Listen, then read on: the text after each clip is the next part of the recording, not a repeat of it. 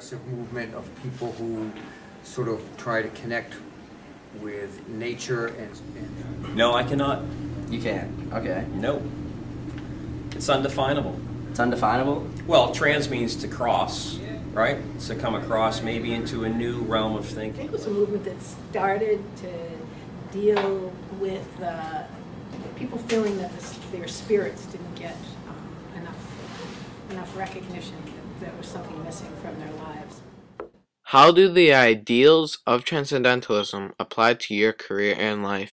You know, I teach science, so science is a study of nature. So if you study nature, by walking in nature and looking at nature, you can get a better understanding of how the world works. When you come in here, you are supposed to just kind of keep it simple. You know, we don't talk about big ideas. Well, I'm a school counselor, and I work a lot with special education students in alternative education, and just any students that are having any type of sort of adjustment. Well, I'll speak for myself, as I like doing outdoor stuff, and I love doing all kinds of outdoor things, and for me it's a way of sort of getting the stress from being 5 days a week, hearing people who have things that are challenging. It's a way for me to go kayaking and just kind of get some calmness in. How does the quote, "I perceive that we inhabitants of New England live this mean life that we do because our vision does not penetrate the surface of things. We think that is which appears to be," apply to your life? New England is kind of harsh. It's probably this is probably by Thoreau or somebody. Is this, yep. Oh, it is by Thoreau. Yeah. Point scored by me. And that our visions do not penetrate the surface of things is what strikes me. And it probably means something like that we don't understand how great we can be. Is what I interpret.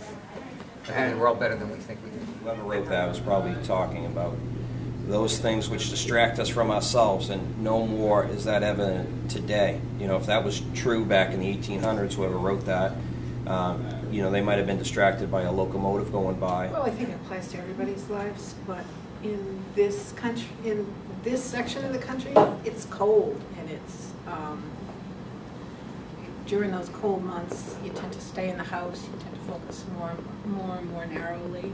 In the summer, in the good weather, you at least get to go outside, and you get to, when you're outside, you get to think more about things that are not just, you know, that stuff that's always buzzing at you these days. You know, paying your bills and answering your phone calls. Living in Newburyport with our beautiful state park, do you spend time in nature? I like to walk the dog. I do that so that I got a dog because he's my fitness coach, so that I can walk every day, or on days when normally I'd come up with an excuse not to. I feel guilty, so I take him out. So when we walk, and it's good for him, but it's really good for me, you know, to be outside all the time. I just think that you can feel yourself calming down, and just kind of losing all the buzzy stuff that, you know, that surrounds you in life, and just calm down and start thinking about what's important. I go to the woods almost every day. Okay. Or out in the ocean. You know, I like to surf, or I'm hiking in the woods, or cross-country skiing in the wintertime in the woods. So I'm in touch with nature on a daily basis, for sure. So since I'm saying it's not for you, Graham, it's for me. I want to go outside, so I think even just walking outside for 2 minutes helps a lot. Tell Mr. Masterson that. So I live in Portsmouth, New Hampshire. In the summer, I guide sea kayak trips.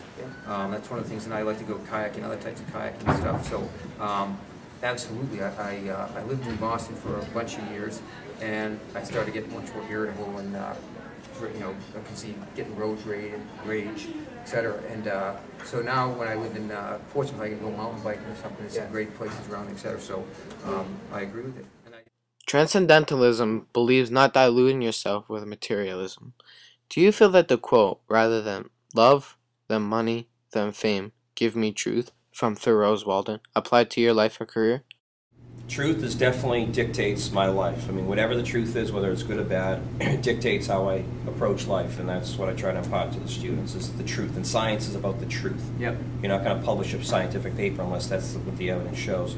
But, you know, he says rather than love. No, I think the first most important things in your life is love, and your job has to mean something to you. We're on a track of like materialist wealth in capitalist society, and you know, again, Thoreau and Emerson had great ideas, but to enact them is a pretty difficult thing to do. So my belief is that, yeah, get in touch with nature, try to live in a non-materialistic way, whether that means chopping down a tree to make your own firewood, to growing your own vegetables. That's as simple as you can get. But to think that you can sit in the woods alone and contemplate humanity is unrealistic, because you need some way to survive.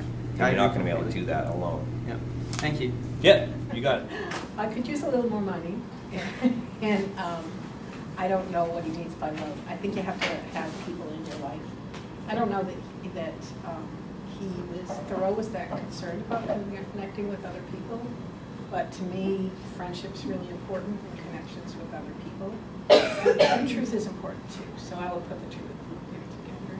And I'll just, keep buying lottery tickets for the money and hope that turns out to. Okay. All right. Thank you. Rather than love, than money. I don't know about than love. I think that love's number one. Then money, then fame. Give me truth. No, I think love, it doesn't apply, because love's number one. To love and be loved is the number one thing, and people have difficulties. But without truth, you can't be loved. You can't love yourself unless you're honest with yourself about what you're doing and you're not doing, and therefore you won't get love. So I think they both go together. Yeah, it's like two sides of the same coin. Yes. Thank you very much. Thank you. Let's get together and feel alright. Hear the children crying. One love. Hear the children crying. One heart. Saying, give thanks and praise to the Lord, and I will feel